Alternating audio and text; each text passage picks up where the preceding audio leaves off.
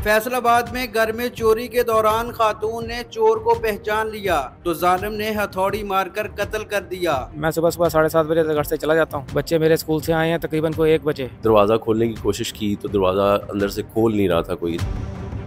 फैसलाबाद में अफसोसनाक वाक़या पेश आया। एक शख्स जो घर में चोरी करने की नीयत से दाखिल हुआ लेकिन एक खातून को कत्ल कर दिया। अभी मेरे साथ अदनान साहब मौजूद हैं, उनकी वाइफ थी।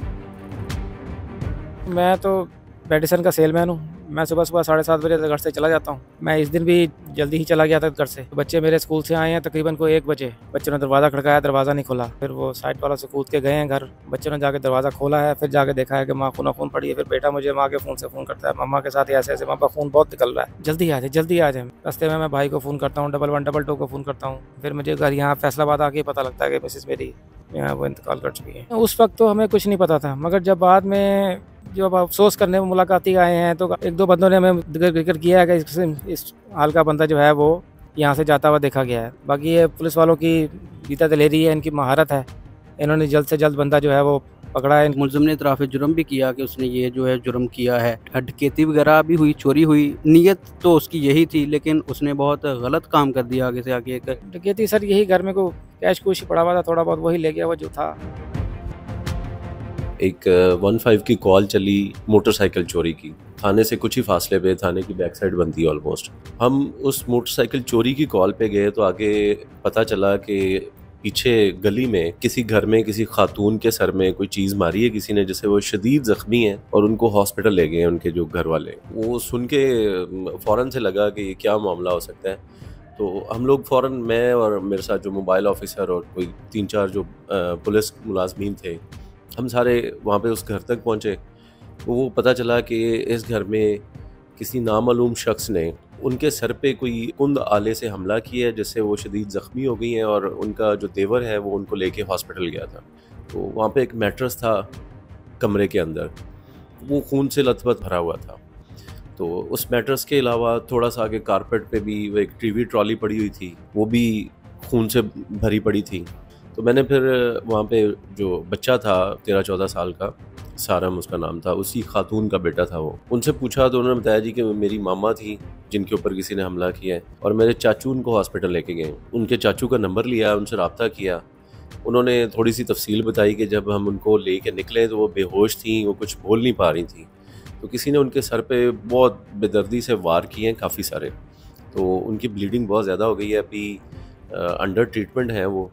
अभी वो मेरे साथ बात कर रहे थे तो इसी दौरान उनको किसी ने बताया कि उनकी डेथ हो गई। मैंने फिर फ़ौरन अपने जो हमारे सीनियर्स हैं, एएसपी साहब को, एसपी साहब को, एसएसपी ऑपरेशंस, एसएसपी इन्वेस्टिगेशन, उनको इतला दी। वो भी विद इन नो टाइम वहाँ पे पहुँच के वकूए वाली जगह पे। फिर हमने फोरेंसिक टीम बुलवाई। फोरेंसिक टीम ने भी उसको सारा फिंगरप्रिंट्स वगैरह लिफ्ट किए और कोई चीज़ों को बड़ा बगौर देखा, लेकिन वहाँ पे हमें कोई क्लू नहीं नज़र आ रहा था सरे दस्त। पोस्टमार्टम के अंदर क्या चीज़ें सामने आई कि मैं हॉस्पिटल गया, मैं भी और एएसपी साहब, एसपी साहब, हम सारे हॉस्पिटल गए। हमने जाके उस खातून की डेड बॉडी को देखा तो वो देख के खौफ आ रहा था, यानी इतना बुरी तरह उनको टॉर्चर करके मारा गया था।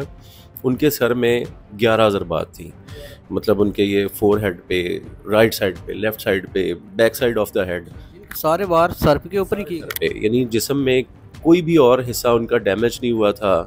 उनके कोई और किसी भी ऑर्गन पे कोई ऐसे कोई चोट के निशान नहीं थे। पोस्टमार्टम में आया कि उन 11 में से 9 ज़रबात जो थी वो जानलेवा थी। जिस दिन ये वकूआ होता है उस दिन भी घर में सिर्फ वो छोटा बच्चा और ख़ातून मौजूद थे। पता भी तब चला जब उनका जो बड़ा बेटा, जिसका मैं बता रहा हूँ कि 9th क्लास का स्टूडेंट है वो लड़का, वो जब वापस आया उसने आके दरवाज़ा खोलने की कोशिश की तो दरवाज़ा अंदर से खोल नहीं रहा था कोई। वो बच्चा कहता है कि मैंने बहुत देर तक दरवाज़ा नॉक करता रहा, मैं जब नहीं खुला तो मैंने जो हमसाए थे उनको कहा। उन्होंने फिर मुझे अपनी छत के ज़रिए घर में, जब मैं आया हूँ तो आगे मैंने देखा कि मामा खून में लथपथ पड़ी हुई थी। तो उस बच्चे ने फिर मतलब बाहर निकल के उसने मोहल्लेदारों को बताया, शोर मचाया, तो वो मोहल्ला सारा इकट्ठा हो गया।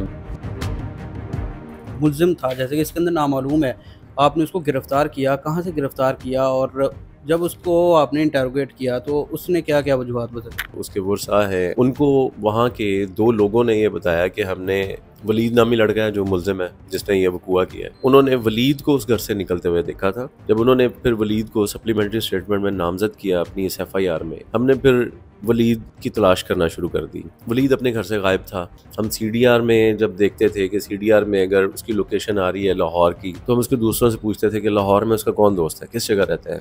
हम वहाँ पे रेड करते थे, फिर आगे उसकी लोकेशन लेते थे, यानी वो 2-3 शहरों में उसकी लोकेशन आती रही। पीर महल से वो मिल गया लड़का। चोरी की नीयत से गया था, डकैती की नीयत से, क्या कोई चीज़ भी चोरी की या ये इंसिडेंट करने के बाद ही वो वहाँ से भाग गया? At the time of registration of FIR तब तो उनको नहीं पता था कि घर में से कुछ चोरी हुआ है या कौन सी चीज़ चोरी हुई है। ज़ाहिर है इतना बड़ा वाक़यात हो तो किसको परवाह होती है कि अब मैं चेक करूँ कि घर में से कौन सी चीज़ गायब है, कौन सी मिसिंग है। उनको तो बेचारों को इस गम में अपनी पड़ी हुई थी। बाद में वो कहते हैं कि हमने देखा तो कुछ कैश घर से मिसिंग था, कुछ जेवर मिसिंग था, कुछ कपड़े, कुछ इस तरह की कुछ जो घरेलू चीज़ें होती हैं। वो गिरफ़्तार है, रिमांड पे हमने उसका फ़िज़िकल रिमांड लिया हुआ है। तो इंशाल्लाह ताला ये सारी चीज़ें भी उससे रिकवर करेंगे और बाकी सारी इन्वेस्टिगेशन भी सारी इससे पूरी करेंगे। तो बहुत ही अफसोसनाक वाक़या है। इसी वाक़े को मद्देनज़र रखते हुए मर्द नाज़रीन के लिए कोई पैगाम आप देना चाहें? आपके तवस्सुत से मैं यही गुजारिश करना चाहूँगा, जितने भी हमारे सारे पाकिस्तान के हमारे बहन भाई हैं, लोग हैं, यानी ख़ास ख़्याल रखें तमाम लोग कि अपने दरवाज़े हरगिज़ खुले ना छोड़ें, ताकि कोई भी राह चलता डाकू उनके घर में इस वजह से दाखिल ना हो जाए कि उनको दरवाज़ा खुला मिला और वो रैंडमली यहाँ पे आ गया। जहाँ भी कोई क्रिमिनल रह रहा है तो लोगों को चाहिए कि पुलिस के साथ ताउन करें, उनको इन्फॉर्मेशन दें। हम तो डिस्क्लोज़ भी नहीं करते कि हमें किसने कोई इतला दी है। दूसरा, अपने चीज़ों की जो है वो हिफाजत करें खुद।